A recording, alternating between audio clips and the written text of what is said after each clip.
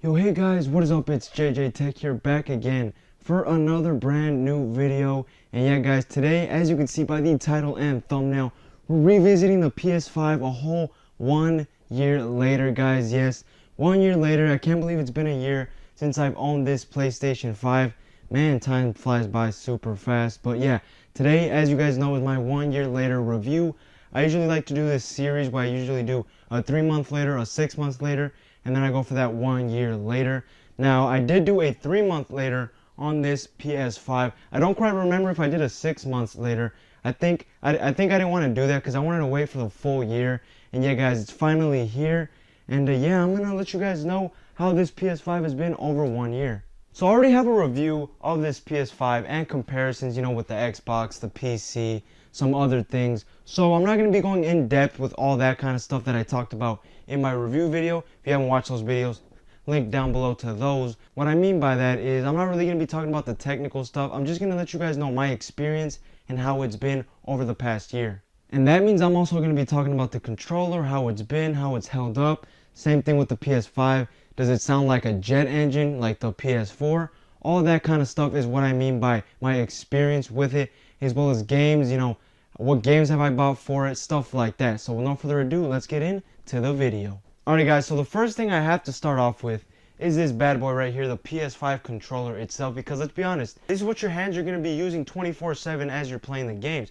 Without the controller, you can't play the games, obviously. So yeah, I'm going to start off with this. So you guys have heard me say this, but this is by far the best controller I've ever held.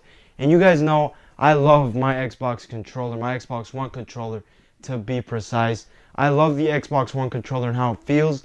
It definitely was the best before I got this bad boy into my hands. There is still one thing that I do prefer on the Xbox controllers, and that is the horizontal thumbsticks. But that's just a slight nitpick. This doesn't really bother me. Maybe just because I've been so used to the Xbox layout. That's why I say that. But everything else, like I said, this controller, guys, oh my gosh, it's been great. Now, one thing I have noticed is, as you know, PlayStation, when they released this controller, they introduced these crazy haptics with the triggers, force feedback and stuff like that. And what I've noticed is, with the games that I've played, they don't really take advantage of that feature. The only game that I play that takes advantage of that feature is Fortnite.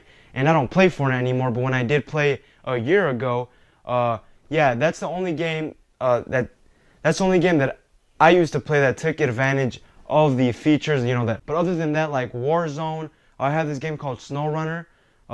None of those games took advantage of this, and that's because they're not optimized for the PS5, which is something I'm going to be getting into in a minute. Back to the controller, guys. Like I said, everything has been great with this controller. As you can see here, there's pretty much no wear and tear. I'm not a heavy gamer, which means like when I'm playing, I'm not pounding on the controller and stuff like that. I take it easy. I take care of my stuff, to say the least. Like I said, my PS5 has been the main console that I played. Like I said, I don't really use the Xbox anymore. It's just kind of collecting dust back here. So yeah, this bad boy has been my main console as well as the PC. But yeah, guys, this controller has been amazing. Now let's get into the games. Like I said, I don't have much games on this PS5. Even a year later, there still isn't many games that appeal to me. Many games have been pushed back. For example, Gran Turismo. That game is going to be released, I believe, in March, mid-March. And that's one game, you guys already know. If you guys know me, you guys know I love racing games and car games in general. And yeah, I'm waiting for that game. I'm pretty sure that game will be taking advantage of those advanced triggers and stuff like that. But while that comes out, the games that I have played, they haven't really taken advantage of those advanced triggers. Now here are the games that I currently own on my PS5. I have Warzone. I have Fortnite installed, but I do not play that anymore. But I have it. I have SnowRunner. I have Rocket League, and the game that comes with the PS5, which is the demo game that kind of shows off the advanced triggers on that PS5. And guys, out of those games, guys, only one out of those games that I've mentioned take advantage of those advanced triggers, and that game is Fortnite. Out of every other game that I played, they don't really take advantage of that feature at all, and that's because they're not optimized for the PS5, which is what I've noticed. If you guys own a PS5, I'm going to pop it up here on screen. You guys can see right next to the game title, it says PS4 or PS5. If it says PS4, that means it has not been optimized for the PS5, for example, like graphics and FPS and stuff like that. But if it says PS5, it means it has been optimized. And as you can see here next to Fortnite, it says PS5 because that is pretty much the only game that I play that takes advantage of these triggers, and it is the only one that is updated for the PS5. But yeah, I don't own many games. I have played Call of Duty Modern Warfare, but that also does not take advantage of those triggers. Yet again, it's not optimized for the PS5. One game I am surprised is Warzone. It's a very popular game, and I don't know why it hasn't been optimized for the PS5. But yeah, now that I've talked about the game titles, now let's get back into the PS5 itself. So as you can see here, the PS5, there isn't much to look at here, obviously, but I know you guys can't see from all the way over there, but on this glossy black part, it is glossy. I do have a lot of micro scratches, to say the least. I don't know if you guys remember when I said in my review video that even by that time, I already had a bunch of little micro scratches. Ever since I even took this thing out of the box and I give it its first wipe down, it got some micro scratches, I guess, from the towel that I cleaned it with. I cleaned it with a paper towel like a Bounty, and that was the first time I ever got scratches. Of course, I got very mad because, you know, I had it for like an hour and I got some dust on it already, some fingerprints. So I was like, you know what, I'm gonna wipe it down. But I didn't think it was gonna get scratches like that quick. And yeah, guys, ever since, I wiped it down many times at this point, obviously a year later, to clean it down. And yeah, it does have plenty of micro scratches, but that's something that's gonna happen with a glossy surface. But yeah, this thing still looks great. Here in my setup next to my Xbox and my PC and my monitors, my setup. Speaking of setup, I know I've been saying I'm gonna upload an updated gaming setup video, like a tour video. I haven't gotten around to do it. Like I said, there's been some things that I've been wanting to get, like some lights behind the desk to kind of finalize it. But if I'm not able to, I will just end up filming it. I'm sorry for the delays on that one, guys. But yeah, let's get back into the PS5. Next thing I'm going to talk about is fan noise. Now, if you guys owned a PS4, you guys know that the PS4 was notorious for its turbojet engine that this thing was packing.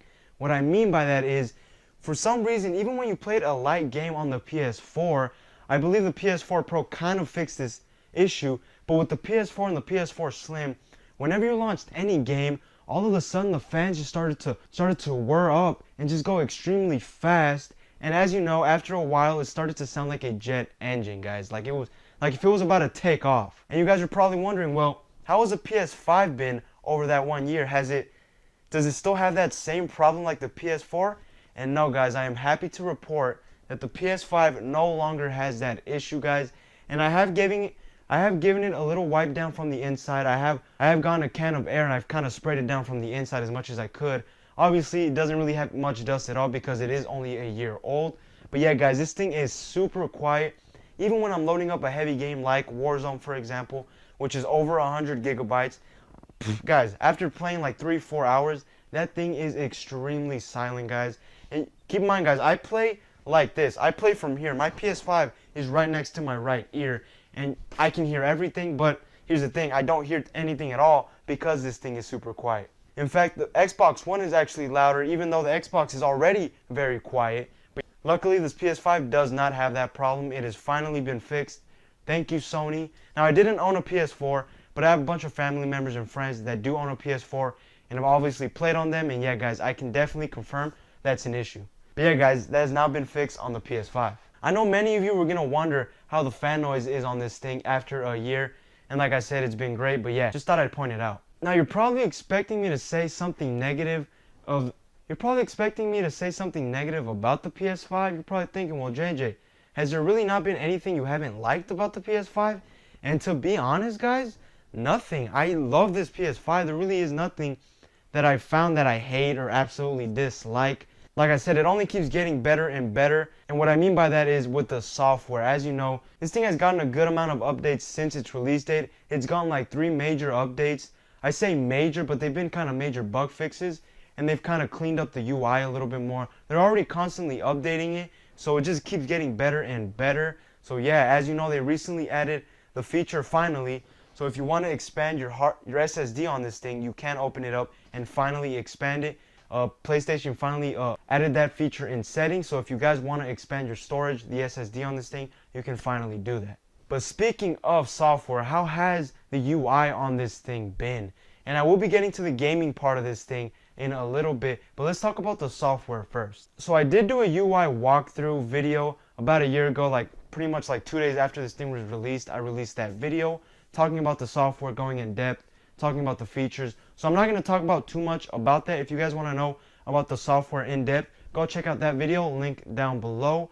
But what I mean by software is what has changed since this thing has dropped. Have there been any major UI redesigns, maybe like adjusted some features? And guys, they haven't really added anything like other than the option to expand your SSD in settings. But they did add something. As you can see here, I'm showing it on screen. As you can see here, when you click the PlayStation button, it pops up like these little toggles down here. You can turn off your PS5, you can change your network from there, you can turn off your controller from there. You can do many things from this little toggle bar right here. And they did add a feature where you can now customize it more freely, I guess you can say. Like I said, I'll show it here on screen so you guys can get a better idea. But for those of you that do own a PS5, you guys most likely will know what I'm talking about. But other than that, guys, when it comes to the software, it's been pretty much the same. In terms of speed, guys, it's extremely fast. It hasn't really gotten any slower over the past year. But yeah, guys, other than that small little thing I just mentioned that they updated, there hasn't really been anything major in the UI. And that's not a big deal because the UI on this thing is absolutely great. I don't feel like they need to do anything major quite yet. Obviously, down the road, after 3-4 years, obviously they are going to do, I'm pretty sure, a redesign like they always do. But as of right now, the UI is absolutely great. But yeah, as of now, the UI has been absolutely great. Now let's get into the gaming part, guys, because this is the most important part of, a gaming console. And I'm going to let you guys know how it's been over this past year. Now, obviously, it does perform the same. I have only owned it for a year. Like I said, I'm not an extremely heavy gamer. I do play for like 3 to 4 hours. I would say I'm a pretty moderate gamer. And when I do play a game, it's a pretty heavy game. Like I said, I play Warzone most of the time. And yeah, speaking of Warzone, let's start with that game first. Warzone, as you guys know, is a pretty heavy game, especially on the PS5. It is around 120 something gigabytes. I'll pop it up here on screen so you guys can check that out for yourselves. But like I said in the past, it is not optimized for the PS5, which means you're not going to be getting, over 100 FPS. But here's the thing, it's not like many games have really taken advantage of the 100 FPS.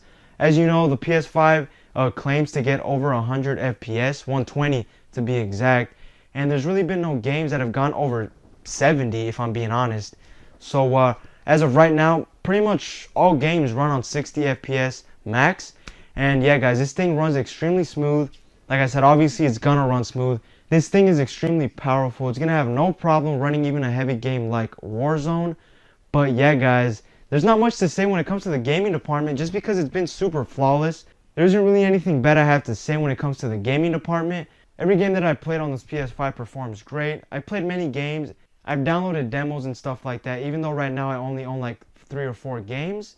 I have played, I've tried FIFA 22 and Madden as well. Those games run very, very well, guys. Everything runs great on this thing. Honestly, I have nothing negative to say. But yeah, guys, that pretty much wraps up today's video. Like I said, I know it was kind of not really an in-depth look, but keep in mind, I've only owned it for about a year, and not just that, I don't really have anything negative to say about the PS5. This is by far my favorite console that I've owned. Sorry, Xbox, you still have a good place in my heart, but that PS5 though, that PS5 definitely has the upper edge when it comes to the gaming side of things, obviously. And yeah, guys, that pretty much wraps it up. Let me know in the comments down below if you guys enjoyed this video. If you guys liked it, please give it a like.